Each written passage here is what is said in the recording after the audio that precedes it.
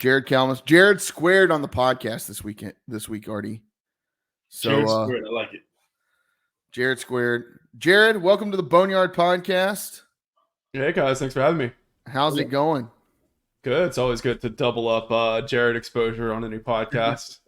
I'm just sitting here watching a Wednesday night Conference USA football game like any good American should be. Absolutely. Is that the Sam Houston UTEP game? Yeah, it is. Yeah. The game where hide the children. The game where UTEP is on the road and forgot their white jerseys, so they're having to wear their blue. God. How do you just bring the wrong jerseys? It makes me wonder how often that happens, but it doesn't get reported. I don't know, man. Who knows? You had one job, equipment staff. One job. But anyways, Jared, how are things going down there in San Antonio? I mean, the Roadrunners had a little bit slower start to the season than I think everybody else expected. Mm-hmm. But, I mean, you're still 3-0 in the American. Better than ECU could say. How are things looking down there for the Roadrunners? They're starting to turn around for sure. You know, outside of just the win-loss record, the health of the team was really poor in the early going.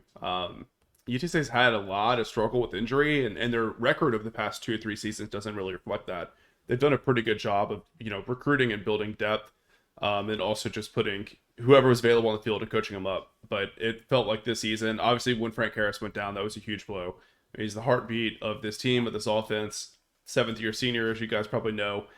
So the team kind of goes as far as he can go. And when he, had 3 knee surgeries in the offseason, things kind of got off to a weird start. He didn't get a whole lot of practice reps heading into fall camp. So the season definitely started out on a strange and rocky note, I guess you could say. But, in a weird way, having a really early bye week, I think maybe saved the season for the Roadrunners. They went up to Knoxville and just got trashed by the Volunteers. Then they had a bye week to kind of, reassess things, right the ship, get healthy. And they came out and had a pretty good showing against Temple. Not the best game of the season, but, put up some points for the first time this year. And then they just started rolling against UAB and FAU. So we'll see if they're able to continue that throughout the rest of the season. But they're healthier than ever. Frank Harris is playing good football. And this team looks pretty well prepared to go on a nice little run here. Yeah, and kind of speaking on that, teams won 3 straight. They're looking really good, sitting at 4-3, 3-0 in the American. Obviously got the quarterback back, and he's looking good. Offenses look really good over the last few weeks as well. Coming into this, this is the first season for them in the American. A lot of people had, expectations for them maybe to compete for a conference championship. Obviously, it did kind of start rocky, but they're right back in the mix now. So what kind of chances do you give UTSA to go ahead and compete with the Tulane or some of the other big heads in the American this year right off the bat?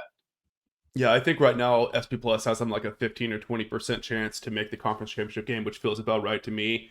As someone that's watched a lot of Tulane football the past year, I'm always going to defer to them unless proven otherwise. I think they're just a little bit tougher in the trenches than UTSA is, and UTSA is pretty good up front, right?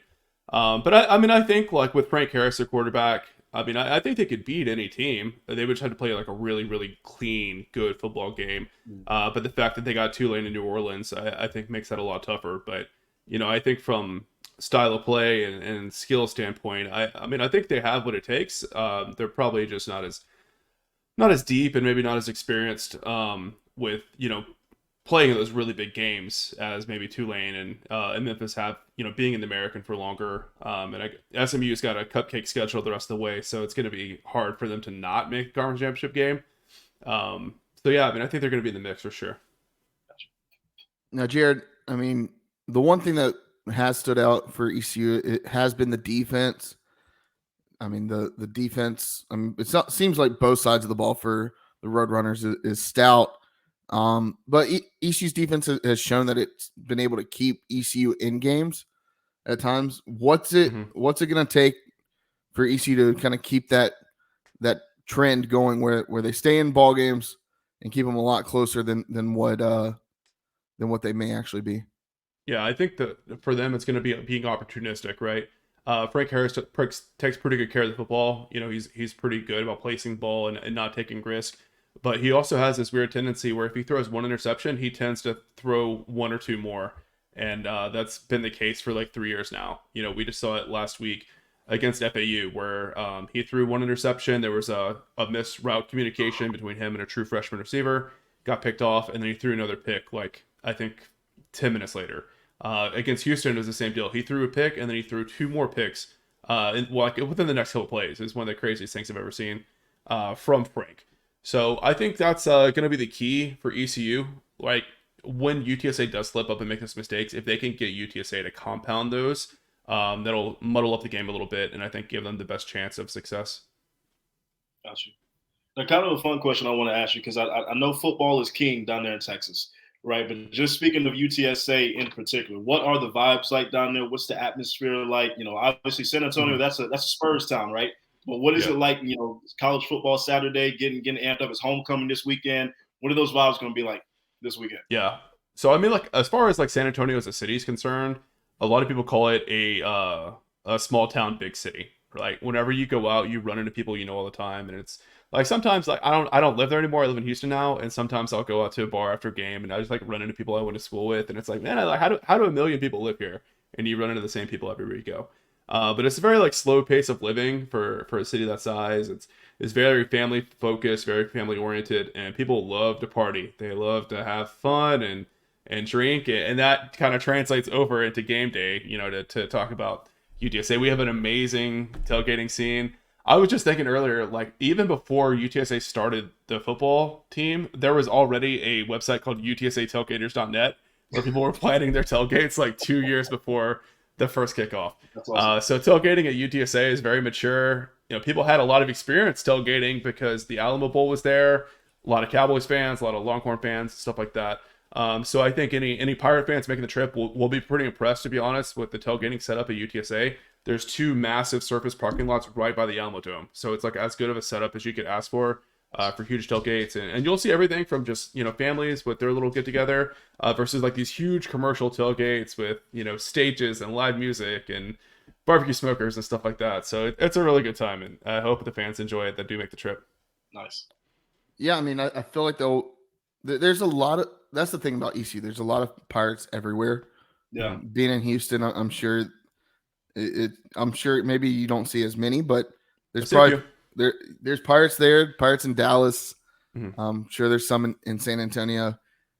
Pirates are all over the place. So yeah, I'm excited. This was one of the ones that I had circled and was looking at going to, but yeah, it seems like the atmosphere, playing in the dome, that's going to be something that I'm looking for come Saturday. Like, what does it feel like when watching this team play in a dome, right? Like, it's something you don't see often, especially in college football. You see it all the time in NFL. What's kind of like the vibe, like inside the stadium? I hear it gets so loud. Yeah, that's something I usually bring up when I'm on a podcast or radio show for a school that's never played in the Alamo Dome before. Is you might see a crowd of 25,000 or 30,000 and think that's not a whole lot. It's probably not gonna be that loud.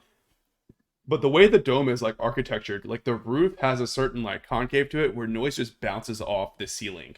And I mean, I've been there for like high school playoff games where there's like 8,000 fans, and I'm like, man, it is loud in here. I can barely hear myself think.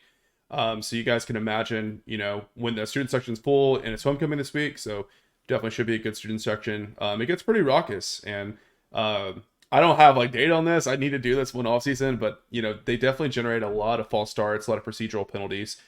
So teams always need to come in prepared for a silent snap count when they come to the Alamo Dome. And then as far as like the game day atmosphere goes, it's different. You know, it almost has more of a pro game feel to it. You know, there's more like those like TV timeout games where you gotta throw a French fry through a ring and goofy stuff like that. It's not like that more traditional college feel that you would see at, you know, a program like ECU that's been around for 100 years. And it feels more like a Spurs game, to be honest with you. I feel like that's kind of how it's built. Because like UTSA is a huge percentage of their fan base that didn't go to UTSA, maybe didn't go to college at all. And it's really like the local team, right? Like if you want to go see high level football, you know, most people can't afford to take a family of 5 up to Austin and go see the Longhorns, right? So it's very accessible, brings a good crowd, and yeah, it's just a lot of fun. Yeah. Awesome. Nice. Now, I would be remiss if I didn't ask you at least this question, because you're close to the program and it's been circling around the airwaves the last couple of days. what has been going on with Jeff Traylor and this whole rat trap thing? Yeah. Break that down for us. Yeah. Oh man. It's crazy how viral that's gone. Like Jeff does some crazy stuff. I'm like, oh, this can be all over, all the national sites, all the bar stools and all that. And sometimes it's the stuff that I don't expect that really blows up. But for the historical context, I think it was in 2020 or 2021, like Jeff Traylor's first year at UTSA, first 2 years, and the program starts getting some national recognition for the first time really ever, right? Not a program that no one outside of college football junkies really knew much about. And they went on a run, got ranked for the first time, and they were getting on ESPN and ESPN2 and stuff like that. So anytime that happens, there's always concern of like, the teams gonna be feeling themselves a little bit. They're reading the news reports, hitting up the girls on Instagram DMs and all that, and enjoying the newfound fame and success. So there's the concern that they're going to lose focus and not be, preparing for the next game and all of that. So Jeff came up with this phrase that, it's similar to like Lane Kiffin and the rat poison thing that he was doing at FAU when he was there, but he would just say like, don't eat the cheese. There's a mousetrap out and there's cheese on it. And if you want to go eat that tasty cheese, you're going to get caught in the trap. And then you're going to lose to a team that you should beat because you weren't focused, you weren't prepared. So that's the backstory, and we hadn't heard too much about eating cheese this season because the UTSA did not get off to the best of starts. But after these 3 big wins, to start conference play, they're starting to feel good about themselves again, 3-0 and all that in conference. And so they pull out the rat traps again, and then they put them around the facility. And I guess one of the senior players took his and rearmed it essentially, and then Jeff went to pick it up. And it got his finger pretty good. So I feel like there's some kind of metaphor there. I haven't quite worked it out. Maybe we got to see how the game plays out on Saturday. But yeah, it's a funny story and got really viral. Man, yeah, that's one of the fears that I have. Like, I shouldn't have that fear of a rat trap, but I do not want my fingers to get smashed by one of those things. It's got to be excruciating. It's got to be. Yeah, there was a picture of his finger afterwards. It was pretty gnarly. It was like black and purple. Yeah. Jared, we all know about Frank Harris. Who's some other guys on this team, maybe on this offense, that may not be as widely known around the conference? Who are some other guys that we should be looking out for on Saturday? Yeah, so I would point out 2 newcomers most likely. So I think a lot of people are familiar with Kevorian Barnes. I think he might have been on the preseason all-conference team. And he's had a pretty good season as well. But it's been an incoming JUCO transfer named Robert Henry that's really caught my eye at the running back position. I don't have it in front of me right now, but I think he's running for 7.8 yards per carry or something crazy like that. It's kind of been, he's the change of pace back for Barnes, who's more of a power runner now. So he's been great. You put him in that situation in the open space where he's got to make one man miss, and he's going to win that, most of the time. So he's been a really electric player. It's been really fun to watch this year. And then I mentioned a true freshman earlier that had a miss that led to an interception, but he's had an amazing season. Devin McEwen is a guy that had a whole bunch of Power 5 offers, and he grew up in the town where Jeff Traylor coached high school ball at. So I think Jeff coached that player's mom, Devin McEwen from Jacksonville, Texas. So that guy, he's been a starter for the last couple of weeks, and just the first route he ran at UTSA, you could just tell that's not a freshman. There's something special about him. So he's been playing really well. I think he had the most targets last week actually. So he's going to get more and more prominently featured in the offense, and he's going to be a special player for years to come, I think. Now, I want to ask you this. ECU's offense, it's pretty atrocious. It's almost dead last in all of FBS. But if there were going to be some things that the offense could exploit from UTSA's end, what are some things on defense that kind of are lacking in that department on that side of the ball? Yeah, so historically, there's been a lot of just blown coverages from that secondary, not just this season, but going back for a couple of years now. UTSA plays a very aggressive brand of defense. They're going to blitz a lot. They'll blitz safeties. They'll blitz cornerbacks. A lot of man coverage. So sometimes when, you just get the wrong play call and some guy doesn't make the right read, they leave receivers wide open sometimes. And, a good quarterback can take advantage of that. Sometimes they get lucky, right? But I think that's the biggest weakness for this team is those safeties and those corners. They just miscommunicate sometimes and they'll leave a guy wide open. So we'll see if Flynn or Garcia, whoever is going to be in at the time, can get some of those opportunities and hit on it. Yeah, we don't know, right? But that's definitely the key to success. If they can get 50, 40-yard pass in one of the situations and get a little momentum, they might find something. Because there's good players on this team. I know they're struggling, but it's not like they're Sam Houston State. I'm watching on TV right now. You know what I'm saying? So, yeah, I think that's the main thing is just trying to confuse the defense and throw it deep, right? Because you got nothing to lose at this point if you're ECU. Like running normal dink and duck stuff is just not going to work, right? So yeah, just throw it deep and hope for the best is what I would advise. Yeah, I mean, the few times that ECU has thrown it deep, they've at least, for the most part, either drawn a pass interference or come down with a big play. They had a couple against Charlotte, I think. There was the one that got overturned for not being a catch that would have put ECU at like the 8-yard line. But yeah, I mean, that's something we haven't seen from ECU this year is really that deep threat, that deep ball. And typically, or the last couple of years, it's been, hey, let's run it, but we had a balanced offense. Now we can't run the ball, so we can't pass the ball, and we can't pass the ball, so we can't run the ball. So it's infuriating. But talking about San Antonio, I mean, San Antonio, I've been there once, spent about a week there. Beautiful city, lots to do. What's maybe the one place that you would recommend? Maybe not your tourist place, but what's a place that you would recommend Pirate Nation to go? We love talking food. Oh yeah. Maybe a good food spot. Yeah. Ooh, that's tough. It's always so hard to answer this. San Antonio is such a great food city.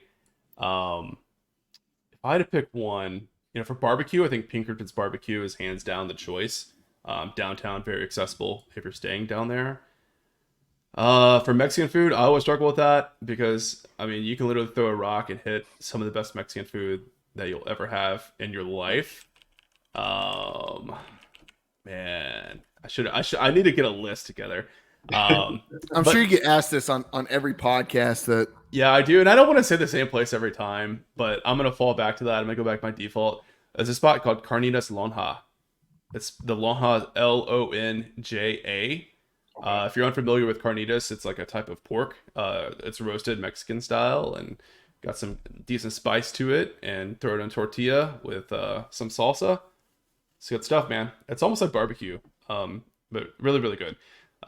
Not much to the joint. It is not an amazing atmosphere. It's mostly outside, but the weather's good this time of year. So I would try it out, man. Very authentic. And like your mom and pops are some of the best places to go to. So I always say, just look for a place that has taqueria, Jalisco, Rodeo, something like that in the name, and it's going to be bomb for sure. There's a time Artie and I went to Miami with a group of friends, and there were three of us trying to get our one friend to go to a place. It was a mechanic on one side, bars on the window, and we were like, "That's the place we need to go." And our one friend was like, "No, that's not. That doesn't look like the place we need to be." We ended up eating at a Church's Chicken. Oh no! Oh, I could have killed him. It's awful. The worst. Miami sucks. We're in Miami eating Church's Chicken. What is that? So that's after a 16-hour drive. Yeah. One other place I'll throw out as well, if you want to get more traditional street tacos, is Taquitos West Avenue. You probably have to Uber to it, or if you have a car, you can drive. It's, I don't know, maybe like 4 or 5 miles from downtown or something like that. But probably the best traditional street tacos I've ever had in my life. Nice. Go check out the River Walk. That's a blast. I will say the one time I was there in the worst time of year to be there. I believe I was there like mid-July. Yeah. And I was sweating my ever-loving everything off. Yep. This is a family podcast. I won't say what I want to say. I was sweating off. But yeah, I mean, it was so humid.